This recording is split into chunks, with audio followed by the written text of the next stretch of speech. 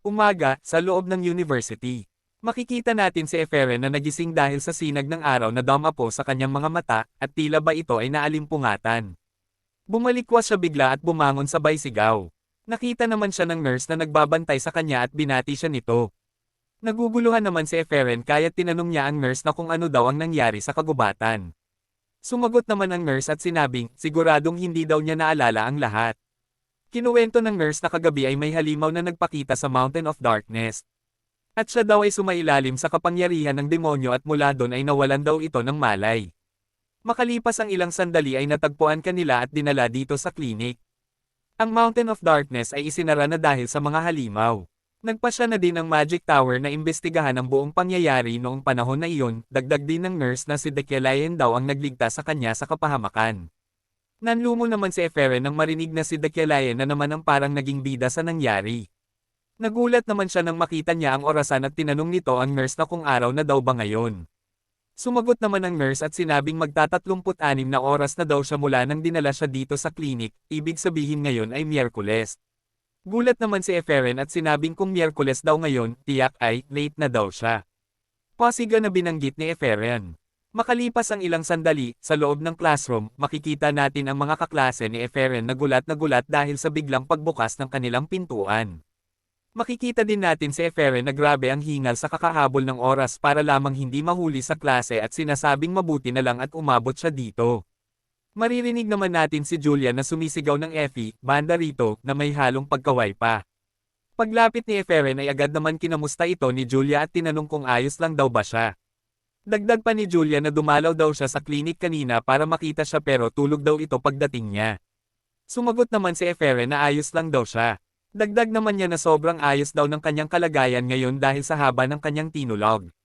Natigilan naman si Eferen nang makita ang mga nakahain sa kanilang table na tila ba na kung ano-anong sangkap at tinanong kung ano daw ba itong mga ito at tinanong din nito na kung mayroon daw siyang nalagpasan sa klase. Sumagot naman si Julia at sinabing hindi daw niya alam at nandyan na daw ang mga iyan simula nang dumating siya. Sinabi din ni Julia na maaring may special lesson daw para sa araw na ito. At dito ay dumating na si Dekelayan kasama niya ngayon si Allen na ngayon ay kanya ng assistant. Napatingin naman dito si Eferen at napatanong sa kanyang isip na kung sino naman daw ang kasama ngayon ni Dekelayan. Nagsimula ng magsalita si Dekelayan at sinabing mayroon daw siyang announcement sa kanila bago siya magsimula ng pagtuturo. Dito ay ipinakilala niya si Allen bilang kanyang teaching assistant. Makikita naman natin si Allen na nasa harap at tila ba nahihiya sa mga estudyante. Gulat naman ang lahat at may mga nagbubulong-bulungan na sinasabi na buong akala daw nila na ang gusto daw ni Professor Dekelayan ay mag-isa lamang sa pagtuturo. Sumang-ayon naman ang isa at sinabing narinig nga daw niya na hindi pa ito kailanman kumuha ng assistant niya. Sinabi naman ng isa na kung ito daw ay ang magiging assistant ay dapat daw ay gumawa ito ng kamangha-manghang resume na magugustuhan ni Professor Dekelayan.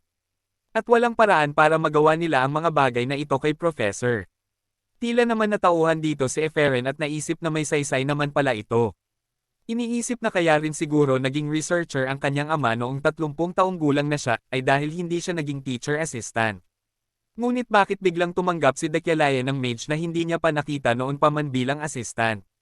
Makikita naman natin na nagsimula na sa pagtuturo si Dekelayan ng kanyang lecture habang si Allen naman ay umiikot at namimigay ng timer sa mga estudyante. Sinasabi sa klase ni Dekelayan na ngayong araw daw ang kanilang lecture ay ukol sa pag-aaral based sa pag-e-experience nito. Inatasan naman niya ang mga estudyante na ay resolbo ang gawain sa loob ng 3 oras. Nagsimula naman agad si Eferen sa kanyang gawain. Ngunit sa kanyang isip ay mayroong tumatakbong ibang bagay. Ang pamana sa kanyang bracelet ng kanyang ama. Sa tuwing ito ay kanyang nakikita, tinatanong niya ang kanyang sarili na ngayon ay kanya ng kinakatawan. Sino nga ba ang kanyang ama para kay Dekelayan? At bakit hindi man lamang niya ito binigyan ng pagkakataon? At bakit ngayon ay mabuti na ang kanyang ipinapakita? Dito ay biglang sumagi sa isip ni Eferen ang kanilang gawain at sinabi niya na kailangan niyang mag-focus para matapos ang kanyang gawain. Kailangan niya agad makaisip ng orasyon. Ngunit ang kanyang isipan ay puno ng kabaligtaran na kaisipan. Nagulat naman ang lahat nang may marinig silang boses na sinasabing 25 minutes and 15 seconds lamang ay natapos na niya. Manghanga-mangha naman ang lahat at sinasabing ni hindi man lamang siya inabot na kalahating oras para dito. Makikita naman natin dito si Sylvia na animo sinisiw lamang ang gawain na ito. Lumapit naman dito si Dekialayan at tinignan ang ginawa at sinabing, magaling daw ito at dito ay pinayagan na siyang makaalis.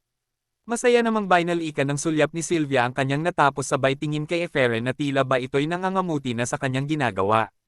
Sabay ngiti dito ni Sylvia na tila ba ng asar at agad naman itong napansin ni Eferen na tila din ba ay tumalab ang pang-asar sa kanya ni Sylvia. Sa pagtalikod naman ni Sylvia ay makikita natin na talagang nanggigil na si Eferen kakamadali na matapos ang kanyang gawain. Makalipas ang ilang oras ay maririnig natin ang iba pang mga kaklase nila na natapos na sa gawain at pinahihintulutan na ni Dekialayan na makaalis sa classroom hanggang sa umabot na ang 3 oras at ang huling estudyante na nakatapos maliban lamang kay Eferen. Makikita naman natin si Dekialayan na inaaya ng umalis sa classroom dahil sa 3 oras na ang nakalipas mula nang siya ay nagbigay ng gawain, ngunit si Eferen ay nanatili pa ring nangangamuti sa kanyang gawain. Makikita natin na inabot na dito ng dilim si Eferen ngunit hindi pa rin niya nagagawa ang kanyang takdang gawain. Labis na itong nanlulumo at nakikiusap sa kanyang isipan na makaisip ng orasyon para dito, hindi lang ito dahil sa mas mahina pa siya kaysa kay Sylvia, ngunit siya lamang ang kaysa isa sa klase na hindi nakatapos ng gawain hanggang matapos ang klase. Tinatanong niya ang kanyang sarili na kung bakit daw siya nagkakaganito. Bakit daw siya nagiging ganito kaina na hindi man lang magawa ang mga simpleng bagay tulad nito. At mula dito ay tila tinanggap na ni Eferen ang kanyang pagkatalo. Iniisip niya dito na mas mahina naman talaga siya. Iniisip niyang kalokohan ang pinaplano niyang paghihiganti dahil ni hindi man lamang siya nakatungtong ng academy. At hindi niya talaga kayang makipagpagalingan sa iba. Hanggang sa may narinig siyang boses na sinasabing 5 oras at 45 minuto. Gulat na gulat si Eferen dito. Makikita natin si Dekialayan na nasa loob pa rin ng kanilang klase at tinatanong na kung hanggang kailan daw ba niya balak itong paghintayin. Nagtataka naman si Eferen na kung bakit hindi pa rin umaalis si Dekialayan dito. Tuloy naman ni Dekialayan na nahirapan daw siya sa madaling gawain at hindi niya nagawang matapos sa takdang oras. Dito naman ay nakayukong humingi ng tawad si Eferen.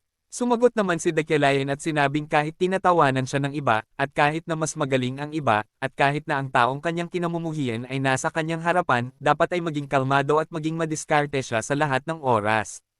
Kasabay ng pagtalikod ni Dekialayan at sinabi pa nito na hindi niya mapapantayan ang kanyang antas kung ganyan lamang kaina ang kanyang utak. At sinabi din niyang nadidisappoint daw siya nito dahil ang buong akala niya ay mas magaling pa siya. Naiwan naman nakatulala si Eferen dito, malungkot na nag-iisip. Nakatingin sa oras, naupo at pagalit na binagsak ang mga kamay. Kanyang iniisip ang huling sinabi ni Dekialayan na inaakala daw nito na mas magaling pa siya. Dito ay pagalit na tiniklap ni Eferen ang kanyang kamao at pagalit na sinabing ano naman. Sinabi din niyang kaya niyang gawin ito kahit na ang isang katulad ni Dekialayan ay hindi na-disappoint sa kanya. Makikita natin ang nag-uma pa na aura na lumalabas kay Eferen at sinasabing kaya niya itong gawin, ano man ang maging kapalit.